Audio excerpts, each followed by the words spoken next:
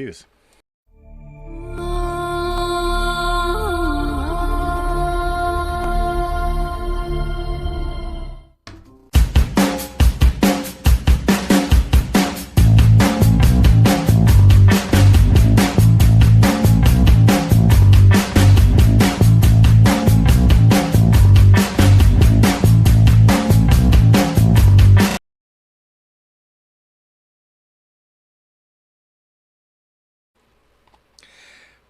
Sopranos.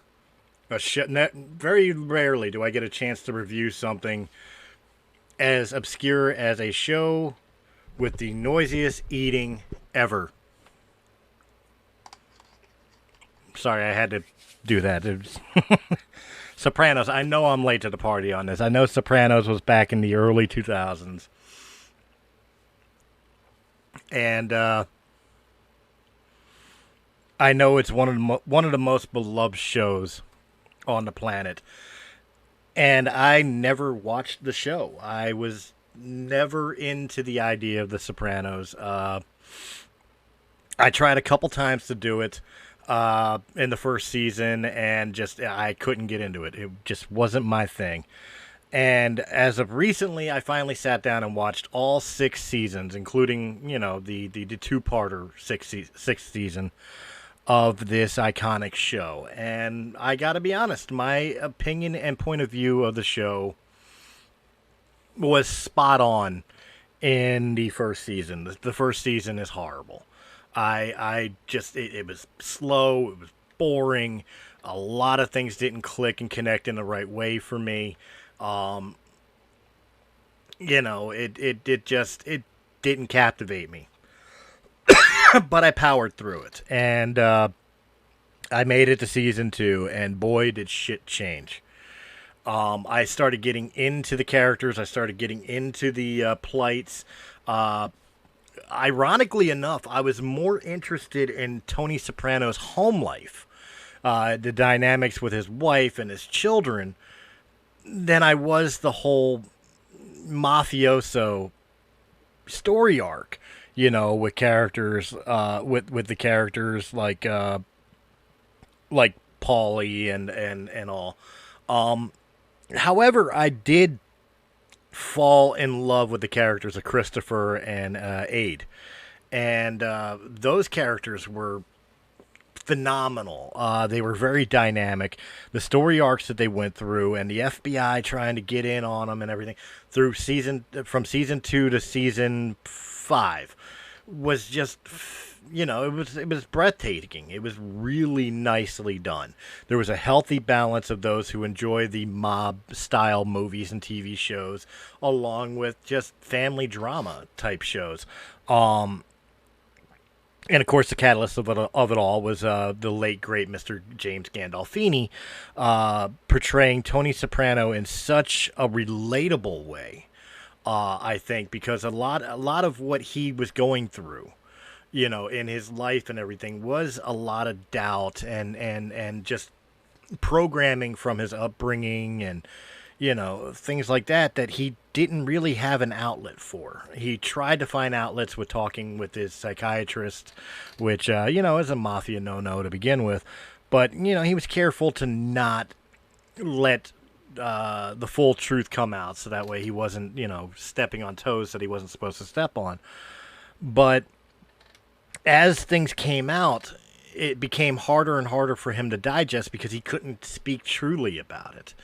And, in turn, he went and found wrong ways to deal with it, to cope with it, either through his gomas or whatever the case may be. And it was just a really interesting dynamic and a very relatable character, even in a non-relatable scenario, to the extent that he was very much family-oriented, even his own family above the mafia, and of course the truth about, power corrupts and absolute power corrupts absolutely. He was a reluctant leader. He did not want to be the boss of the family. He did not want to deal with the pressures because he couldn't. He mentally and physically could not handle it. but he still did it anyway because he cared genuinely about the people that that were his underlings. I thought that was an interesting dynamic and something that you usually don't see a whole lot, especially in mafia style stories. The caring factor within families is usually very conditional, in the sense that as long as you're doing right by the family's rules, then I love you. But as soon as you step out of line, you're sleeping with the fishes. And I mean, Sopranos had that too, but you actually saw like the fallout and aftermath afterwards. You had the hard asses like Paulie who were like, who gives a fuck?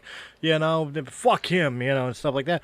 But Tony actually took it personal, in the sense that, like, okay, he executed the order that needed to be executed for somebody who was a rat, for example, or Vito, for people who know, spoilers, by the way, who turned out to be homosexual, and that was a big no-no in the family. Tony actually had remorse for it going down that path and doing what he felt he had to do. I thought that was a great character dynamic and story arc. But it leads us to season 6. Now, I will say this, preface it for season 6, and specifically the last episode, the final episode of The Sopranos. I know they had more planned. The way that ended, that was a season ender. That was not a series ender. And of course, James passed away, and they were unable to continue. But they should have done something with that episode, because I thought Game of Thrones' ending was bad. And people used to compare the final episode of Game of Thrones to the final season, the final episode of The Sopranos. I never understood that analogy until I saw this episode. And I can honestly say that episode made me feel better about the series ender of Game of Thrones. It's sad to say, but that was honestly the worst TV show ending I have ever seen. It left too much open, so much, I don't want to say left to the imagination, because I don't have a problem with left to the imagination, but so much unanswered that should have been answered, especially now knowing that there could never be any more Sopranos episodes. Not another season or spin-off or anything like that. It was so disappointing after investing so much time, after slugging through the first season, and then finally getting into the dynamics of the characters and the story arcs from season 2 through majority of season 6, and the dynamics and the really well-written story arcs. To have it end like that was such a blow to the gut, man. I literally almost took it personally. I really did. I almost took it personally. Like, this is an insult to what they created. So really, overall, my feelings of The Sopranos was, it was worth the watch, and I regret not sticking it out in the beginning a long time ago to see where it went. I usually have a 3-episode rule when it comes to TV shows. If you haven't caught me by the 3rd episode, you're probably not going to. This is one of those cases where I was wrong. It actually took a full season for me to get into it. With that said, despite the problems with season 1, and despite that god-awful ending, I have to give this a positive review. It really did deserve the credit that it has enjoyed all these years. The characters were spot on. Whether they were playing a relatable character like Tony Soprano and his family, or whatever, or you had the stereotypes, like some of Tony's crew, like Paulie, like Christopher. But Christopher had a great dynamic in turn. You felt for the characters. They were portrayed beautifully by the actors and actresses in this world. You felt like you were watching a Jersey Mafia. And it being from Philadelphia, I know what Jersey sounds like. I know what Jersey feels like. And Sopranos really did have a Jersey. It didn't feel like Hollywood pretending to be Jersey. You know, it felt like Jersey. And that, I believed in the world. I believed in the world. I believed in the characters. I believed in the story arcs. I cheered when they killed Phil. I cried when they killed Christopher. You know, it was a well done series. I just wish they would have ended it better. Hey guys, it's Chris from Realm of the Mist Entertainment. If you enjoyed this video, please hit that thumbs up button. Like, share, comment, subscribe. Check out all the other great podcasts that can be found on Realm of the Mist Entertainment's YouTube channel or our sister channel, Sounds Dicey Gaming, for all your tabletop needs. And if you prefer your podcast in audio-only format, check out Realm of the Mist Entertainment on Anchor.fm, Apple iTunes, Spotify, Pandora, or wherever quality podcasts can be heard.